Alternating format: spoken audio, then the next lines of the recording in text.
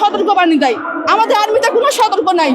আমাদের আরো মানে সমস্যায় পড়লে আমাদের প্রেশারকৃত করে, হুমকি দেখে, মানসিক প্রেশার দিয়ে, নজরবন্দি করে 3 মাস 4 মাস রেখে তাকে মেন্টালি প্রেশার দিয়ে সিগনেচার নিয়ে চাকরিচ্যুত করা হয়। কিছু কিছু অফিসার আছে তারা আরো বেশি নির্যাতন করে আমাদের, করার পরে তারপর চাকরিচ্যুত করে। তারা কেন বুঝে না আমরা সমাজে কিভাবে চলাফেরা করবো। আজকে আমি চাকরি ছেড়ে এখানে চলে আসছি, বিশ্বাস করবেন না, আমার সন্তান নাই, আমার স্বামী নাই। আজকে আমি আমার বাবা মার কাছে থাকতে পারতেছি না, সমাজে চলতে পারতেছি না। আমি এই জীবনে কোথায় যাব? আর যদি আমি চাকরি না হয়, যদি সরকার আমাদের না দেখে, দরকার নেই, যদি সরকার আমাদের ইউনিফর্ম ফেরত না দেয়, আমার এই জীবন রেখে লাভ নাই। বাংলাদেশ সেনাবাহিনীতে আমি আসছি অনেক শখ করে, আশা করে, এটা একটা ভালো একটা জায়গা, ভালো একটা সংস্থা। কিন্তু এখানে আসার পর আমি আমার জীবনের সবকিছু হারাইছি।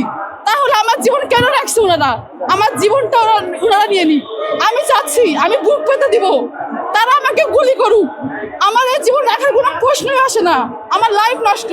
আমি চাচ্ছি তারা আমাকে শেষ করে দিক এখানে। আমি এইভাবে বাঁচতে চাচ্ছি না। আমার বাঁচা মরা সমান হয়ে গেছে।